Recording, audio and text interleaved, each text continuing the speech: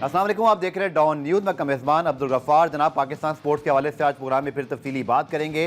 Champions cup 2024 जिसका पहला match कल जनाब हुआ, जिसके अंदर मार्कोर्स ने शानदार कामयाबी हासिल की पैंथर्स के खिलाफ 160 रन से। और हमने देखा कि एक बहुत ही वन साइडेड मैच हो गया। बहुत ही शानदार बैटिंग की मार्कोर्स ने। कल हमने कामरान गुलाम की सेंचुरी भी देखी, इसी तरह हमने जो है ज़बरदस्त बैटिंग देखी इफ्तिखार अहमद की, और साथ साथ समद ने अपना नाम जो है वो दुनिया के सामने मुतारिफ करवाया। शानदार पावर हिटिंग, 6 छक्के लगाए। उसके बाद नसीम शाह, आकिफ जावेद का बहुत ही शानदार ओपनिंग स्पेल, और उसके बाद पैंथर्स पूरे मैच में जो है फिर बस बैकफुट पे रही। आज जनाब दूसरा मैच है स्टैलियंस और लायंस का, जिसके अंदर स्टैलियंस पहले बैटिंग करते हुए 128 रन 2 विकेटों के नुकसान पर।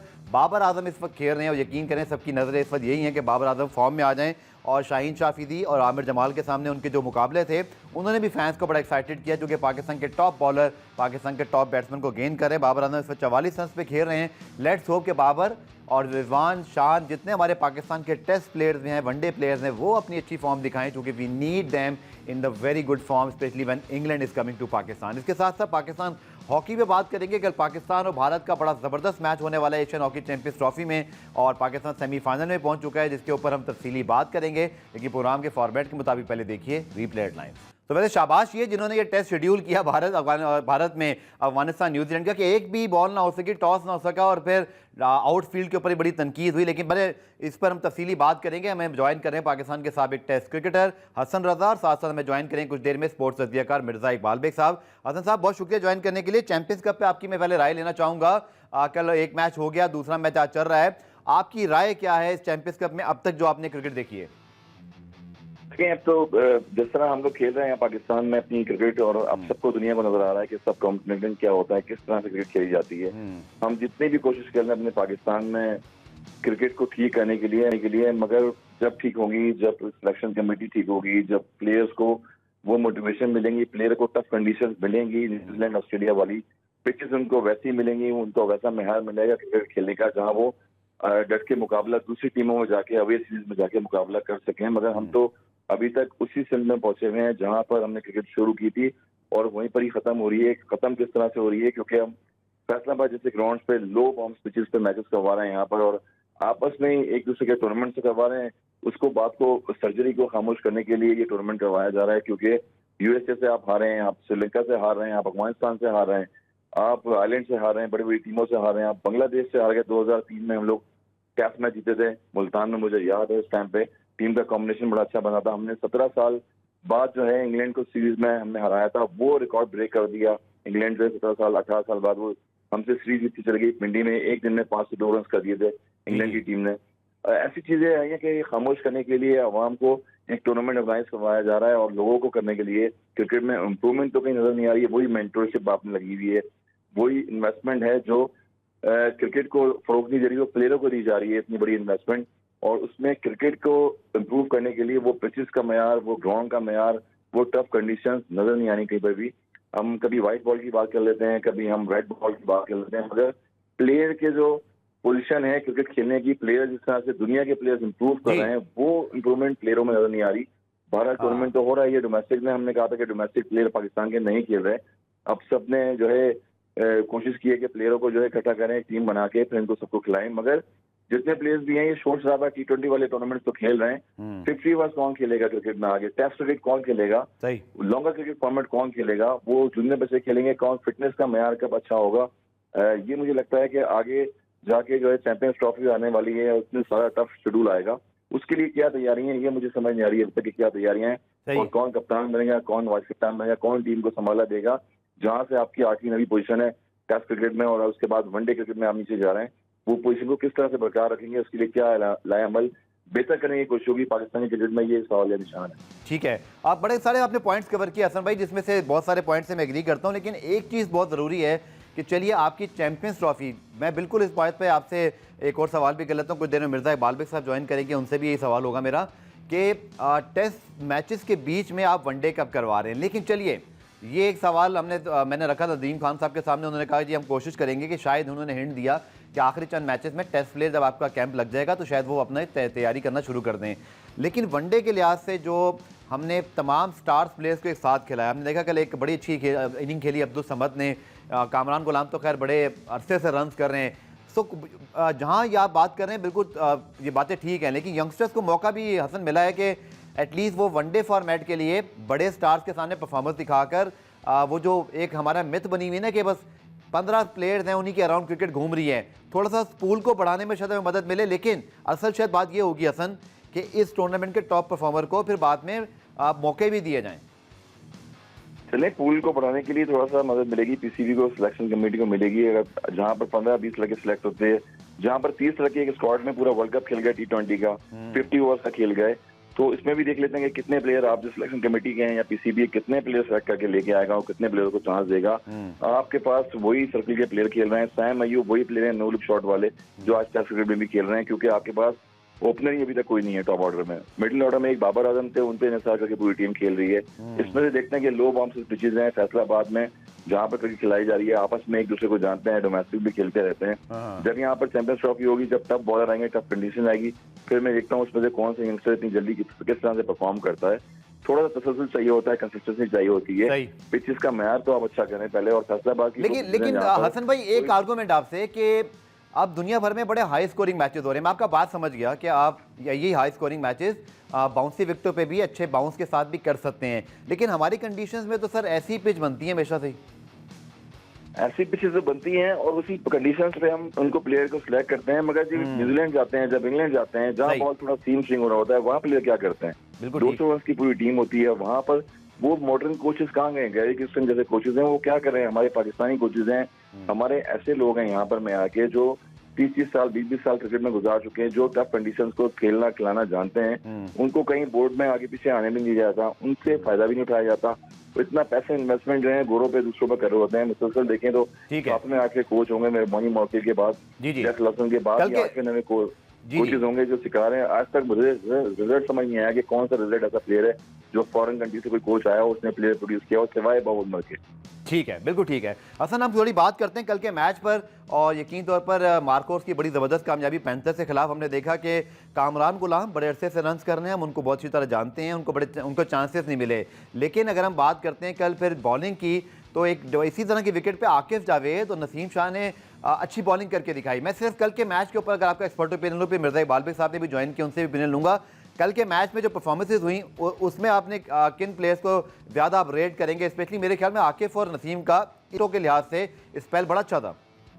बिल्कुल अच्छा स्पेल था, और जहाँ पर भी लो बाउंसेस पिचेज होंगी, बैटिंग पैराडाइज पिचेज होती हैं, कामरान गुलाम जिस तरह से बैटिंग कर रहे हैं, थ्रू आउट डोमेस्टिक में परफॉर्म करके आ रहे हैं वो।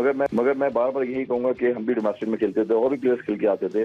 किसी को एक टेस्ट मैच खिलाया गया है, किसी को 2 टेस्ट मैचेस खिलाए गए हैं, बहुत सारे प्लेयर्स डोमेस्टिक में परफॉर्म कर गए हैं। हमेशा क्रिकेट का मयार तब ठीक होता है जहां पर टफ कंडीशन में आप खेलेंगे। अब ये बॉलर के लिए भी कास्टिंग होगी, फैसलाबाद की पिचेज हैं जहाँ रिवर्स भी होता है बॉल, लो बाउंसेस पिचेज होती हैं, ड्राई पिचेज होता है, मौसम भी ऐसा है बैटर्स के लिए लंबे रन्स करने के लिए। मगर ये जो नसीम शाह हैं और दीगर जो प्लेयर पाकिस्तान टीम से खेल रहे हैं, इनके लिए अच्छी कंडीशन होगी है, क्योंकि इनको सीखने का मौका मिलेगा। और लॉन्गर फॉरवर्ड में यही होता है कि आपको अपनी बॉल पे कंट्रोल करना पड़ता है, क्योंकि आप देखें T20 में जब वर्ल्ड कप हुआ अमेरिका में, तो वहां पर हमारे पास स्ट्राइकर बॉलर ही कोई नहीं थे, या तो नसीम शाह थे, हारिस थे, उसके बाद हसन अली भी जैसे आए बॉलर, उसके बाद कोई फास्ट बॉलर आ ही नहीं रहा और अंजीर के शिकार हो रहे हैं। तो मेरे ख्याल में थोड़ा स्विंग करना सीखे हैं बॉल को, जैसे पास में शेब अख्तर हो गए, शबीर अहमद और बहुत दीगर बॉलर थे, मोहम्मद जाहिद जैसे बॉलर आते थे, वो पेस के साथ साथ स्विंग भी करते थे। आजकल मॉडर्न क्रिकेट में यही होता है कि फैसलाबाद जैसी पिचेज है, वहां पर कुछ सीखने का मौका मिले, ऑफ कटर करें, बैट्समैन को रीड करें, और मॉडर्न क्रिकेट के हवाले से दुनिया में क्रिकेट हो रही है उसके मुताबिक खेलें, न सिर्फ कि डोमेस्टिक सेक्टर को देखते हुए खेलें आप। ठीक है, मिर्जा इकबाल साहब ने भी हमें ज्वाइन किया, बहुत शुक्रिया इकबाल भाई ज्वाइन करने के लिए। चैंपियंस कप के पहले मैच या इसके पहले जो आउटलुक है उसके इंप्रेशन पे आप क्या कहेंगे? चूंकि बड़ा वन साइडेड मैच हुआ, लेकिन चलिए अच्छी बात है कि कुछ लड़कों ने अच्छा परफॉर्म किया, कामरान गुलाम बड़े ऐसे से रन्स कर रहे हैं, लेकिन हसन कह रहे हैं कि विकेटों का म्यार इससे बेहतर करना पड़ेगा ताकि आप डोमेस्टिक में अच्छे कंपटीशन से टफ कंडीशंस में लड़के जब प्रोड्यूस करेंगे तो वो इंटरनेशनल परफॉर्म करेंगे। सर आपकी चैंपियंस कप पे अब तक क्या राय है? बिल्कुल मैं इससे इत्तेफाक करूंगा। उसकी वजह ये कि एक ही ग्राउंड पे सारे मैचेस हो रहे हैं और 13 मैचेस हैं 12 सितंबर से 29 सितंबर तक, और इनमें पिचेस जो है वो किस तरीके से यूज की जा रही हैं। 3-4 पिचेस तो यूज की जाएंगी, लेकिन वाकई में हमें पिचेस के मयार को अब्दुल गफ्फार बेहतर बनाना होगा। टोनी हेमिंग्स आए, अब उनके पास जादू की छड़ी तो नहीं है कि रातों रात वो बदल देंगे। एक ग्राउंड का जो अपना मयार होता है, अपनी जो एक उसकी हिस्ट्री होती है, उसको भी सामने रखेंगे। तो मैं समझता हूँ कि पिचेस का मेयार बेहतर होना चाहिए। लेकिन बाज लोग ये कह रहे हैं बड़ी अच्छी बात है, ठीक है आप डोमेस्टिक करा रहे हैं, लेकिन वो कहते हैं कि ये जो है बोतल पुरानी है, शराब नई डाल दी है हमने, और वो अब आपका इतना डोमेस्टिक फैल गया है कि आपके 50 ओवर्स का ये चैंपियंस कप भी हो रहा है, फिर T20 भी होगा चैंपियंस का, फिर चैंपियंस का 4 डे भी होगा, डोमेस्टिक सर्किट भी होगा, तो क्वालिटी जो है वो खत्म हो जाएगी और क्वांटिटी बढ़ जाएगी। तो ये भी सोचा है क्योंकि पाकिस्तान क्रिकेट बोर्ड के जो हेल्म ऑफ अफेयर्स पर है डोमेस्टिक क्रिकेट के लोग, क्योंकि मोहसिन नकवी साहब तो चाह रहे हैं कुछ हो, लेकिन जो डोमेस्टिक क्रिकेट चला रहे हैं, खुर्रम नियाजी साहब 11 फर्स्ट क्लास मैच खेले, नदीम खान साहब 2 टेस्ट मैचेस खेले, जुनेद जिया साहब 3 वनडे खेले, तो ये क्या इन लोगों को इतना तजुर्बा है कि ये इस सारी चीजों को इम्प्लीमेंट करा सकें? ये $1 मिलियन क्वेश्चन है और इसका हमें जवाब 29 सितंबर के बाद ही मिलेगा। ठीक है, इकबाल भी कल के मैच के ऊपर अगर मैं आपसे राय लेना चाहूँ, मार्कोस वर्सेस पैंथर्स हमने देखा, कामरान गुलाम, अब्दुल समद एक नया लड़का हमें अच्छा खेलते हुए दिखाई दिया, जिसको आगे भी हम चेक करेंगे कि वो कैसी परफॉर्मेंस देता है। और साथ साथ कल आकिफ और नसीम शाह, खासतौर पर नसीम शाह और आमिर जमाल पे और शाहीन शाह अफरीदी पे हमारी नजरें कि जरा इनकी फॉर्म वापस आए। शाहीन ने आज तो कोई विकेट नहीं ली, लेकिन नसीम शाह ने कल बड़ी उम्दा बॉलिंग की।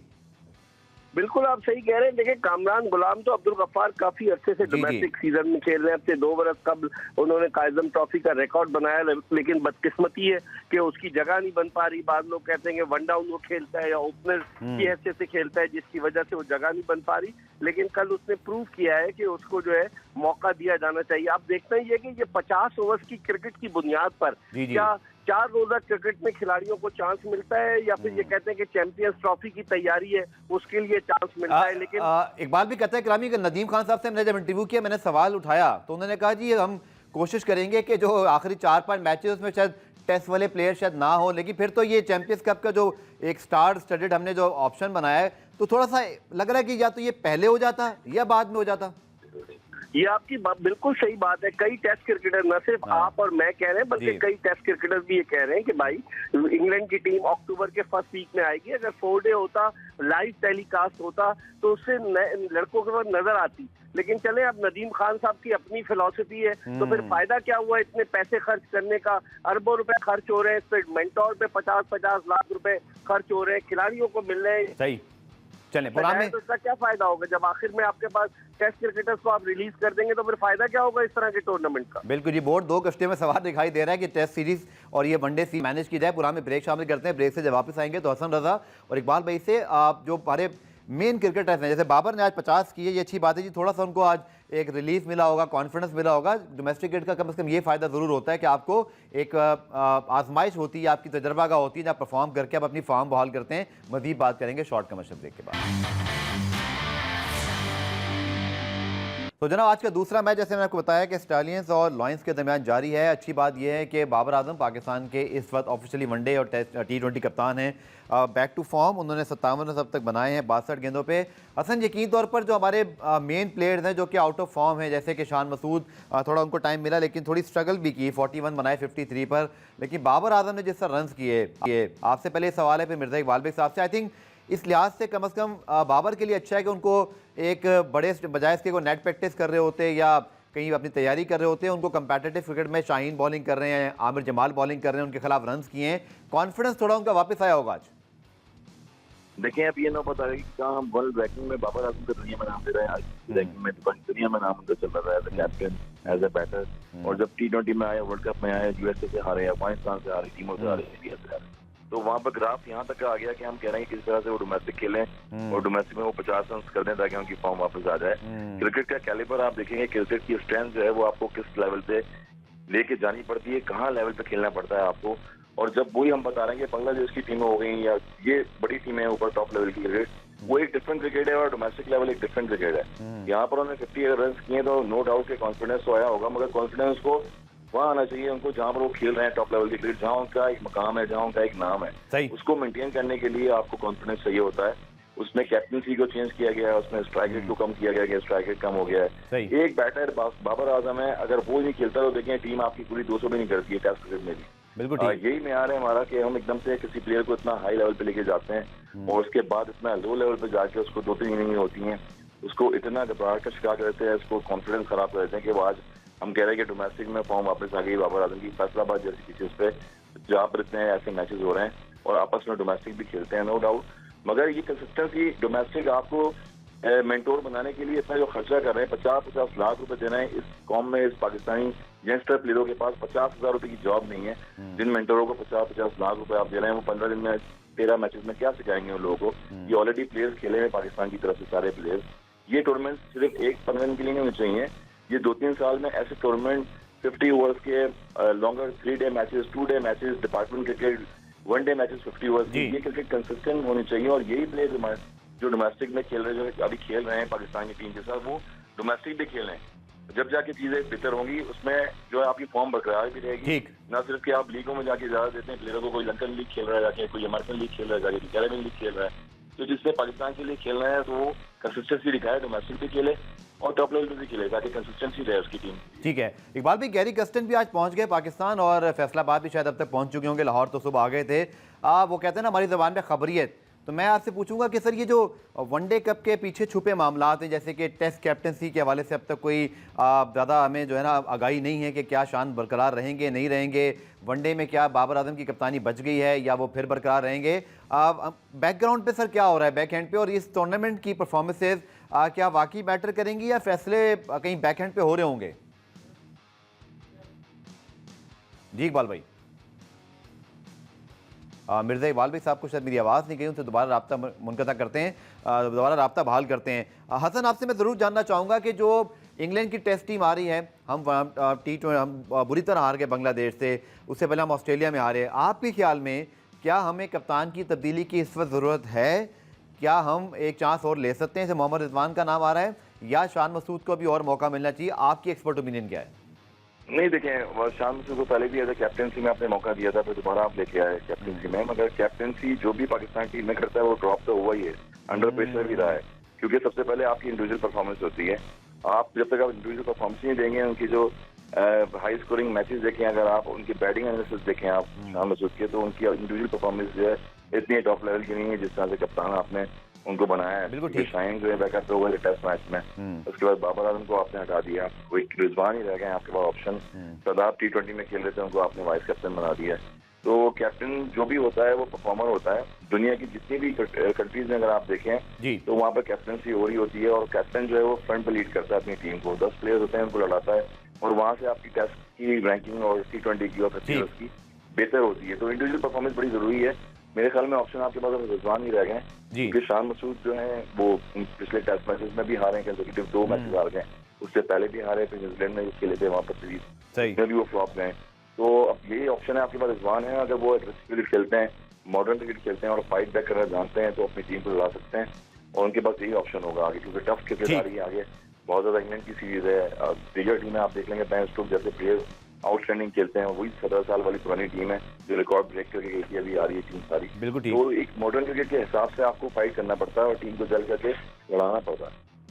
ठीक है इकबाल भाई, आप हसन ने कहा कि टेस्ट कैप्टनसी में तब्दीली की ज़रूरत है और उनके ख्याल में नए मोहम्मद रिजवान एक ऑप्शन हो सकते हैं। आपकी क्या राय है? खबर भी आपको सर पता होती है माशाल्लाह, बड़े बाखबर हैं। क्या आपको लगता है सर वाकई हम कैप्टनसी में तब्दीली करने जा रहे हैं टेस्ट वनडे T20 में, या सिर्फ ये अभी एक स्पेकुलेशन ही हैं? अब्दुल गफ्फार, बजाय तो यही लग रहा है, जो 23 सितंबर को इजलास तलब किया है मोहसिन नकवी साहब ने, उसमें रेड बॉल के कोच भी जेसन गिलेस्पी, जबकि व्हाइट बॉल के कोच तो पहुंच चुके हैं, अपना जो गैरी कर्स्टन, तो उन दोनों के साथ भी मशावरत होगी। लेकिन पाकिस्तान में कप्तानी का म्यूजिकल चेयर गेम जारी है। मेरे ख्याल में एक और मौका मिलना चाहिए शान मसूद को इस सीरीज में, ताकि दूध का दूध पानी का पानी हो जाए। पाकिस्तान की टीम उनकी कप्तानी में 5 मैच तो हार चुकी है। अब फिर कप्तानी के दौर में हमने हर एक को शामिल कर दिया है। सऊद शकील को वाइस कैप्टन बनाकर हमने उसको भी ये हिंट दिया है कि तुम भी कप्तान हो सकते हो। शाहीन शाह अफरीदी ऑलरेडी वनडे में T20 में कप्तानी कर चुके हैं। बाबर आजम भी कप्तान रह चुके हैं। रिजवान ने, मुझे याद है अब्दुल गफ्फार, आपको भी याद होगा, 2020 में जब पाकिस्तानी क्रिकेट टीम गई थी न्यूजीलैंड के दौरे पर कोविड की वजह से, तो उस दौरे में बाबर आजम अनफिट हो गए थे और 2 टेस्ट मैचेस में रिजवान ने कप्तानी की थी, दोनों हम हार गए थे। उसके अलावा रिजवान ने वनडे T20 में कप्तानी की नहीं है। लेकिन अब ये डिपेंड करता है पाकिस्तान क्रिकेट बोर्ड के आला ओहदेदारान पर कि वो क्या एक और कप्तान तब्दील करने जा रहे हैं, क्योंकि हमें इस जो अब 7 टेस्ट मैचेस खेलने थे, जिनमें से हम 2 खेल चुके हैं, अभी 5 हमें और खेलने, बल्कि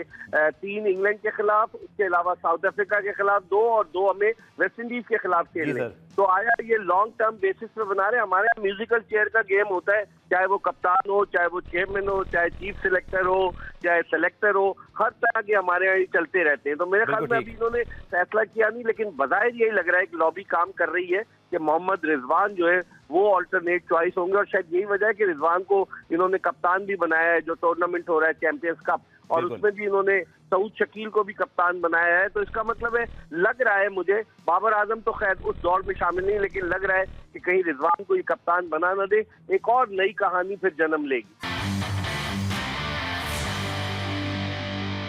हसन, बड़े कंफ्यूज दिखाई दिए हम बांग्लादेश सीरीज में। 4 हमने पेसर खिला दिए डेड विकेट पर, फिर हमने एक अच्छी विकेट बनाई जो क्रिकेट के लिहाज से तो बहुत अच्छी थी, लेकिन हमने अपने दोनों मेन फ्रंट लाइन पेसर्स को ड्रॉप किया। शाहीन की आज भी मैं देख रहा हूँ 5 ओवर में 31 रन, लेकिन चलिए शायद उनको इस टूर्नामेंट में ज़्यादा बॉलिंग करने से अपने रिदम में वापस आने में मदद मिल सकती है। लेकिन हसन, हमने देखा कि इंग्लैंड ने तो टीम भी अनाउंस कर दी, वो तो वेन्यू का भी उन्होंने इंतजार नहीं किया। शायद मुझे लगता है पिंडी और मुल्तान उनको बता दिया गया है, उन्होंने अपनी पूरी प्लानिंग चॉकआउट कर ली है कि हमने किस तरह खेलना है। बेन स्टोक का भी आपने जिक्र किया, वो कप्तान बन के वापस आ रहे हैं। मार्क वुड्स नहीं है, शुक्र है, मुझे लगता है कि वो नहीं है, वरना वो हमारे खिलाफ बड़े जो है वो इफेक्टिव होते हैं। हमें क्या प्लानिंग करनी है? हम तो कंफ्यूज ही रहे ना, कभी डेड विकेट बनाते हैं, कभी फास्ट बॉलर विकेटें बनाते हैं। इंग्लैंड को देखते हुए, नॉन एशियन टीम को देखते हुए, हमें किस तरह की पिचेस बनाकर क्या 11 खिलाना होगी? देखिए, हमें अपनी स्ट्रेंथ का नहीं पता ना बेसिकली, तो हम अगर बैटिंग पिच बनाते हैं होम सीरीज में, मुझे याद है कि जब होम सीरीज में खेलते थे तो हम दूसरी टीमें आती थी, कम से कम हमने साइड मैचेस हराए हुए होते थे उनको फर्स्ट टाइम ही। मुझे याद है कि जब बॉब उमर की क़यादत में जो लीड कर रही थी पाकिस्तान की टीम, और ए टीम में जितनी भी रिप्रेजेंट कर रही होती थी, वहाँ पर जॉन्टी रोड्स को भी लेके आए थे हमारे साथ, वो हमने 3-डे मैच इंग्लैंड को हराया था। बिल्कुल याद है बात। और बाकी जनाब पे जहाँ पर साजिश जैसे बैटर थे उन्होंने 50 रन किए, और इंडिविजुअल हमने 3-डे मैच हराया। तो इंग्लैंड माइक्रोफोन कैप्टन थे, क्रिस कॉर्थिक थे, तो वो सरप्राइज हुआ कि इतनी स्ट्रॉन्ग पाकिस्तानी क्रिकेट कैसे होती जा रही है, बिकॉज ऑफ कि आपने स्ट्रेंथ रखी थी अपनी टेस्ट क्रिकेट की। उसमें सारे प्लेयर्स जितने भी हैं वो खेल रहे थे आज तक। मोहम्मद आसिफ भी जो है 7 आउट किए थे बाकी जनाब, बिल्कुल वहीं से उभरे वो फिर वो बिल्कुल। तो जब अपनी स्ट्रेंथ का ही पता है ना कि हम बॉलिंग पिचेस बना रहे हैं, बैटिंग पिचेस बना रहे हैं, हमारे पे क्या स्ट्रेंथ है। हसन, आपकी क्या राय है? अभी जो अगर मुल्तान पे या जो मैचेस रखेंगे पिंडी पर, हमें क्या हिकमत अमली होनी चाहिए हमारी, और फिर हमारी सिलेक्शन कैसी होगी? आपके पास बॉलर नहीं है, मैं यही आपको बताना चाह रहा हूँ कि अगर बाकी की पिच ऐसी थी तो वहाँ मोहम्मद आसिफ ने आउट किए और फिर वो वर्ल्ड क्लास बॉलर बन गए। हमें पता नहीं है, या तो इस तरह की पिचेस बनाई जाएं जहां पर स्पिन बॉलिंग अटैक हो। अपने लिए नहीं बनाते, आप दूसरों के लिए बनाते हैं। आप 26 रन पे आपने 6 आउट कर दिए और उसके बाद आप कमबैक नहीं कर पा रहे। क्यों नहीं कर पा रहे? कि आपके पास एक सलमान अली वाला बॉलर है। 20 आउट करने के लिए आपको बॉलिंग स्ट्रेंथ अच्छी रखनी पड़ती है। आपको टेस्ट क्रिकेट में आपको सेशन बाय सेशन चलना पड़ता है। वही बॉलर है हसन, बॉलर देखे बांग्लादेश के जो 19 खेले हुए थे, उन्होंने क्या ब्रेक थ्रू दिया, रिजवान को स्लिपें लगाई हैं, स्विंग किया, 3 के बाद सेशन हुआ, वहां पर अपने बैटर्स को आउट किया और 2-2 रन पे आउट किया। तो यही है आपको कि आप कभी आगा सलमान से बॉल करवा रहे हैं, कभी जो है नसीम शाह से बॉल करवा रहे हैं। आप इसको मोहम्मद अली को लेके आए, 2 साल बाद उनको टेस्ट मैच खिला दिया, PSL की परफॉर्मेंस में उनको टेस्ट मैच खिलाया, 2 साल बाद आ गया। तो यही मैयार है हमारा कि हमें पता नहीं लगता कि हम T20 फॉर्मेट में किस प्लेयर को कहां पर खिला रहे हैं और किस बैटर्स को 50 ओवर्स में खिला रहे हैं, कौन सी टेस्ट क्रिकेट में खेलेगा प्लेयर, ये किसी को नहीं पता होता। हाँ नो, ये चीज बड़ी इंपॉर्टेंट होती है। ठीक है इकबाल भाई, अच्छा लगा देख के आमिर जमाल को, चूंकि पाकिस्तान की शायद टेस्ट टीम में और वनडे टीम से आप दोनों मुझसे शायद एग्री करेंगे कि मिसिंग लिंक एक बड़ा अच्छा राउंडर है, और आमिर जमाल ने ऑस्ट्रेलिया में परफॉर्म किया। आज वो बॉलिंग कर रहे थे, चलें कम से कम बॉलिंग करना स्टार्ट तो कर दी। साथ में मेरा सर यही मुंसलिक आपसे सवाल होगा कि इंग्लैंड ने टेस्ट टीम भी अनाउंस कर दी है, हमने तो अभी वेन्यूज भी अनाउंस नहीं किए, तो मुझे फिर डर लग रहा है कि चैंपियनशिप करते करते हम फिर टेस्ट क्रिकेट को कहीं भूल ना जाएं। बिल्कुल आपने सही कहा, जो हमारी परफॉर्मेंस रही है, आप देखें ना 21 फरवरी 2021 के बाद से हम फरवरी 2021 के बाद से हम कोई टेस्ट मैच नहीं जीते अपनी सरजमीन पर। आखिरी मरतबा हमने साउथ अफ्रीका को हराया था। और जो इंग्लैंड ने टीम अनाउंस की है, अब्दुल गफार, उसकी बैटिंग बड़ी तगड़ी है। आप देखें जो रूट है उस टीम में, जिसकी 34 टेस्ट सेंचुरियां, हैरी ब्रुक जिन्होंने गुज़िश्ता दौरे में 3 सेंचुरियां और 1 निफ सेंचुरी बनाई थी, ऑडरी पॉप है, जैक कराली है, उनकी बैटिंग, बेन डकेट है, उनकी बैटिंग बड़ी तगड़ी है। और हमारी बॉलिंग का क्या होगा? हमारी बॉलिंग स्ट्रगल कर रही है। ठीक है, चैंपियंस कप में फिटनेस रीगेन करेंगे हमारे बॉलर्स, लेकिन क्या वो जो इंटरनेशनल क्रिकेट का जो हुस्न है, जो एक्सपोजर है, क्या उस पर वो पूरे उतरेंगे? लेकिन इकबाल भी कहते कलामी, हमारे फास्ट बॉलर तो जितना खेलते हैं इंजर्ड हो जाते हैं। मुझे डर है कि खुदा ना खास्ता कोई इंजर्ड ना हो जाए। बिल्कुल आप सही कह रहे हैं, फिटनेस का प्रॉब्लम है। अभी पाकिस्तान क्रिकेट बोर्ड ने फिटनेस टेस्ट लिए हैं, कुछ खिलाड़ियों को रिजेक्ट किया है, शर्जील खान को उन्होंने नहीं रखा, कुछ और खिलाड़ियों को, तो फिटनेस टेस्ट तो लिए हैं पाकिस्तान क्रिकेट बोर्ड ने, लेकिन हमारे बॉलर्स की फिटनेस पर आपने बिल्कुल सही निशानदेही की। आप देख लेना बांग्लादेश के खिलाफ जो 2 टेस्ट मैचेस हुए थे, खुर्रम शहजाद भी स्ट्रगल करते हुए नजर आए, मोहम्मद अली भी स्ट्रगल करते हुए नजर आए, इन्होंने एक टेस्ट के बाद शाहीन शाह अफरीदी, नसीम शाह को ड्रॉप कर दिया, तो मसाइल तो होंगे पाकिस्तान के लिए। अब देखते हैं कि क्या होता है। स्पीड भी कम हो गई, अगर आप नसीम शाह की देखें, शाहीन शाह अफरीदी की देखें, तो वो रफ्तार नजर नहीं आ रही, वो उनकी गेंद में काट, वो वैनम, वो बाइट नजर नहीं आ रही, तो मेरे ख्याल में मुश्किल होगी हमारे बॉलर्स के लिए। और फिर आपके पास कोई स्पिनर नहीं है। अबरार अहमद है, पिछली सीरीज में उन्होंने 17 विकेटें नहीं दी, लेकिन अबरार अहमद जो जिस तरह से बांग्लादेश के खिलाफ खेले, तो मैं समझ रहा हूँ कि वो तो बिल्कुल ही ऐसा लग रहा था ऑफ कलर थे, उनको प्रैक्टिस भी नहीं थी। आपके पास स्पिनर्स कौन है ये देखना पड़ेगा। क्या नुमान अली को वापस लाएंगे? आपने किसी पे काम ही नहीं किया ना, इतने सेलेक्टर्स बदलते गए। अब्दुल गफ्फार आप देखें, मोहम्मद वसीम गए, उनके बाद शाहिद आफरीदी आ गए, वो चले गए, हारून रशीद आ गए, इंजमाम उल हक आ गए, फिर गैर एलानिया चीफ सेलेक्टर वहाब रियाज बन गए, तो तौसीफ अहमद ही बने एक दिन के लिए। जी, वो बहुत सारे मसाइल हैं। तो अब देखें कि इन मसाइल पर काबू कैसे पाया जाता है। लेकिन एक बड़ा इम्तिहान है मोहसिन नकवी साहब का, कि जो उनकी टीम है, जो उनके अंडर काम कर रहे हैं, क्या वो लोग ये वही लोग हैं जो कोई भी चेयरमैन आता है तो गुलदस्ता लेके खड़े हो जाते हैं उसके इस्तकबाल के लिए। तो क्या ये लोग डिलीवर कर पाएंगे, ये देखना पड़ेगा। चलिए, बहुत शुक्रिया इकबाल भाई। और हसन रजा, आपसे मेरा आखिरी सवाल कि जो ये इस वक्त सिचुएशन है वनडे कप की, आइडियली हसन, चूंकि आपने बिल्कुल ठीक कहा कि हम जितना मर्जी चैंपियंस कप को ब्रांड बना लें, लेकिन हम परखे जाएंगे इंग्लैंड के खिलाफ परफॉर्मेंस में। इंग्लैंड का मीडिया पूरी दुनिया में पढ़ा जाता है, आप उनके खिलाफ परफॉर्मेंस दिखा दें, अच्छा हीरो प्रोड्यूस कर दें, तो उसकी वाह वाह भी बहुत होती है। जैसे आमिर जमाल को ऑस्ट्रेलिया में एक बड़ी वैल्यू मिली, अल्टीमेटली हमें टेस्ट मैच में ही जज किया जाएगा। अब होना क्या चाहिए, जब इंग्लैंड की टीम आने वाली है, हमारे सारे टेस्ट के बॉलर, स्पिनर्स, बैट्समैन सब चैंपियंस कप खेल रहे हैं, हमें कैसे इसको मोल्ड करना है अपने प्लेयर्स को? क्या कैंप लगा कर इनको रिलीज़ करें, किस तरह फोकस करें टेस्ट क्रिकेट पर? और फिर स्क्वाड की अनाउंसमेंट भी। देखिए, स्क्वाड तो आपके पास 30 लड़के होने चाहिए। मैंने पहले बताया, वाहिद पाकिस्तानी क्रिकेट में मैंने देखा कि बॉब उलमर थे जिन्होंने सेकंड ऑप्शन भी रखा हुआ था। वो रीजन से जाके मैचेस करवाते थे, पाकिस्तान 11 के हर जगह जाके सिटी टू सिटी मैचेस करवाते थे और कंपटीशन करवाते थे। उसमें जो players 30 players extra Pakistan team के अलावा वो रखते थे, जिनको अपने लूप में रखा होता उन्होंने। फिर वो डोमेस्टिक खिलवाते थे उनको, और वहां से फिर ए टीमों में लेके जाके फिर टेस्ट टीम में लेके आते थे, फिर वनडे में लेके आते थे, T20 में लेके आते थे। तो ये फॉर्मेट आपको करना पड़ेगा दोबारा।